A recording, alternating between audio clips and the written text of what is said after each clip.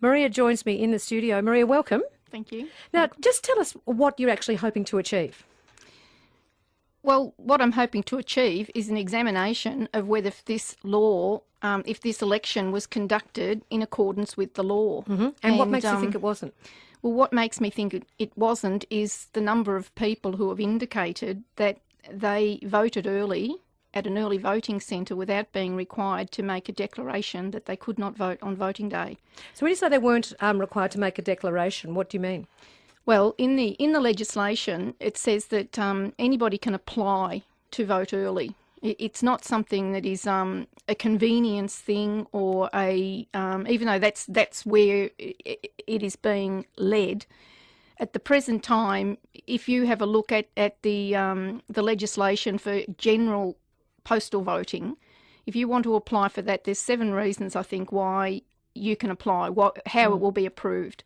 Now, with ordinary postal voting and with early in-person voting, that's been the reasons have been moved out of the Electoral Act. So are there any, when you say they're being moved out of the Electoral Act, are there any reasons There used to be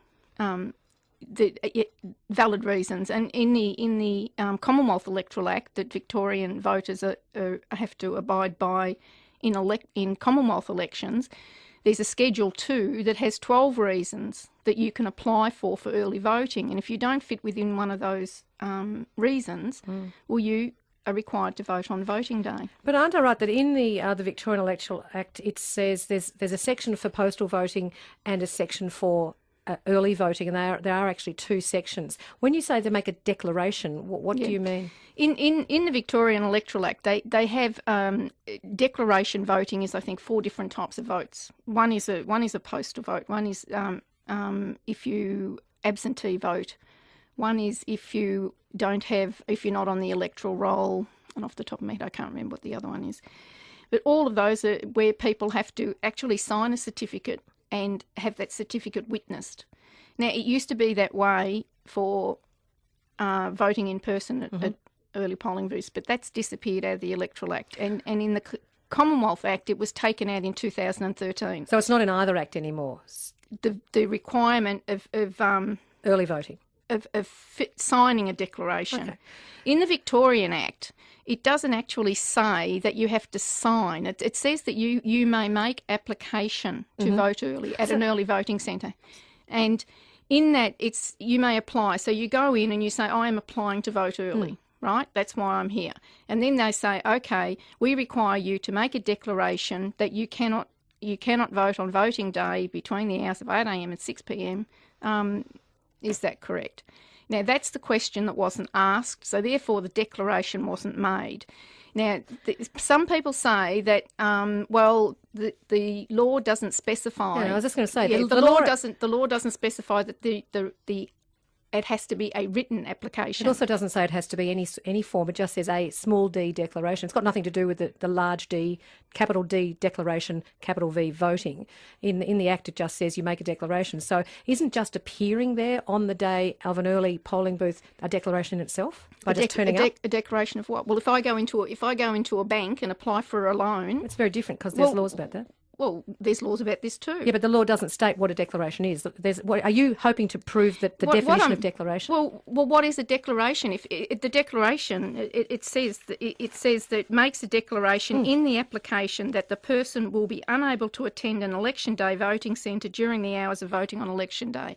That's what the actual Act says. But a declaration, we've got to. I mean, it's a small d declaration, not a statutory declaration. But hang on, and that's my point. That's one of the points I've risen. So. Electoral law is statute law. It is. Statute law is any law that is gone through the Parliament. Correct. So is a statutory declaration required because it is a statute law? Say that again. No, because a statutory. If it wanted a statutory declaration, wouldn't it say you have to require a witness declaration? I mean, we're talking about, it says, make a declaration in the application that the person will be unable to attend the election day. So I turn up, and I actually did this. I turned up at the early polling vote and I said, hello, I'd like to vote early because I'm not able to make it here on the election day. And they said, fine, off you go. Yeah, well, that's fine. You made a declaration in your application. So what you're saying, some people didn't say that, but isn't the fact that you turn up to the early polling? No, I don't believe so. Okay. I don't believe so. Okay. Because if you an application, you usually have to give some information, and there's usually some criteria for approval. So what are the legal points you're hoping to win this on? Because you're taking it to the Supreme Court, and I suppose the Supreme Court's looking for precedent, or looking for common law, or looking for some other law. Have you got some of those meaty bits? Well, I'm not a legal person. Okay. I'm an everyday person. I don't have any legal qualifications. Okay. All I am is a candidate that was involved in that election, and I'm a voter. Sure. I'm an elector myself. Don't you think that the public may react in a way? What, you're going to make us go back to a poll? I mean, well, I'm not going to make anyone do anything. All I am doing is putting this petition in to the courts for them to determine whether the law, the procedure, the electoral procedure, is being followed. And the other issue that I really want to raise here is how many people understand the frequent changes that are happening to our electoral law, and why they're happening. Why the need is it? Why is it the need to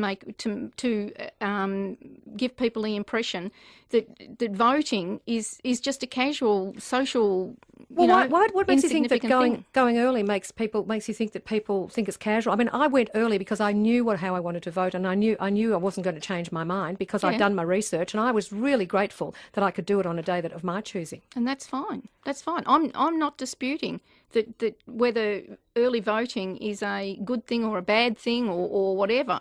You've got to look at it from the perspective of how does voting affect the candidates? Mm-hmm. How does early voting affect the candidates? How does it affect their campaigns? If you voted nearly 2 weeks before the election, I'm not saying that you did, but if you voted nearly 2 weeks before the election, have you actually had all the information that somebody votes on voting day has? I agree with you very much on that point, that I think that the date at which we close the candidature is too late. I think, it closes something like 2 weeks before the actual election, and we may not have time to learn about our candidates. I totally agree with you there. And I think I'd see the solution as taking the date of closure of candidature to a longer period of time. Can I go back to the Supreme Court's not a cheap place to go. How are you funding this? Well, so far I've just funded it out of my pocket. Okay, so have you thought about whether there are better ways to do it rather than go to the court? I mean, would it be better to just look into talking to your local member about changing the law? Or I mean, can you talk to your local member? Well, I talk to mine. Well, it's very hard to talk to mine. Really? Yeah. And the thing is that where would that get me? Really, what would they do with it? They'd talk to me and they'd say, yeah, okay, well, it's your opinion. Off you go.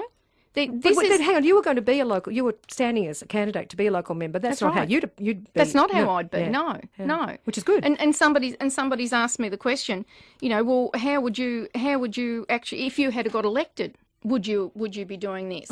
And I say, well, that's a hypothetical question that I really can't answer. But I think it's a good one because you want to avoid the election. And if you'd been elected, would you go ahead and do this? Well, I don't know what I'd do. I really honestly don't know what I'd do. I'd have to look at it and say, well, can I get this fixed? Right? But it doesn't matter because that is a question that's hypothetical, and integrity and honesty are very high on my value system. And, I would do what I felt at the time was integral. So why do you think that causing the people of Victoria to go back to a vote is a good thing? Do you think that the election was false? I'm not saying that it's a good thing.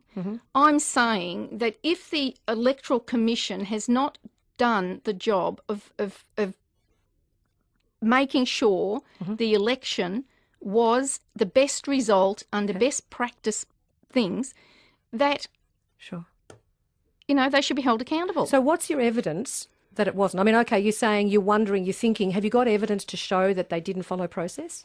Well, I've spoken to a good number of people who have told me that they were not asked to make a declaration. Are they willing to write statutory declarations and appear in court to that effect? Because I haven't asked them that, and some of them I don't even know who they are because they were electors that were in the street that I was introducing myself to, who had already voted before they'd had a chance to meet me.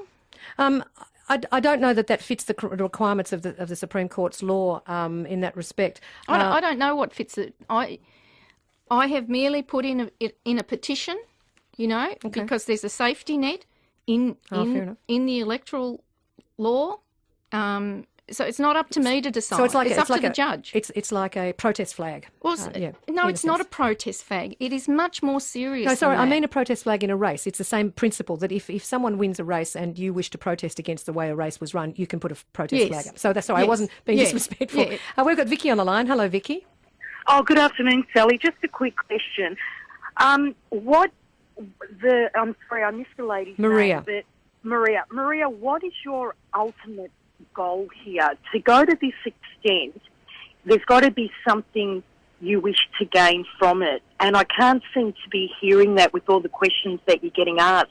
So what is your ultimate aim, achievement, goal, result out of this action? Well, I really want the Victorian population and the Australian population to get more involved and understand what is actually happening with our electoral laws and how they're being changed and they're not being followed, and how they affect you as an individual. They affect you as a voter, because if you're not given information about candidates and you're encouraged to vote for a political party, under the guise of who are you going to vote for, this party or that party, rather than looking at who the actual individual candidates are that you are putting into the House of Parliament to represent you. But don't you think that's a little bit far, stretching the truth a little bit far, to say that, accusing us of maybe not doing our research? 1.1 million people turned up to vote early. Mm-hmm. Are you saying they only did that for convenience and didn't really care what they were voting for? No, I'm not saying that at all. Okay. I'm not saying that at all.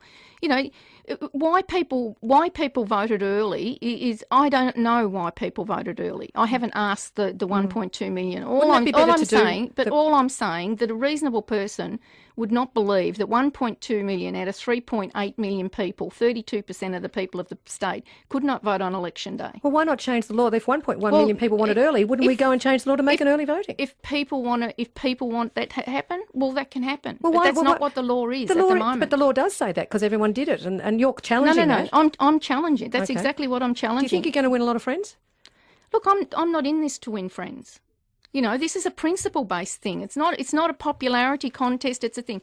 One of the things that the Palmer United Party was standing for, one of their major platforms, was bringing integrity back into the Parliament, making sure our laws do what people expect them to do. Maria, really appreciate your time. I love a woman who stands on her ground, and thank you very much for putting the flag up, and I'd be very interested to see how you go, and thanks for your time. Really appreciate it. That's Maria Rigoni, who was a Palmer United candidate in the recent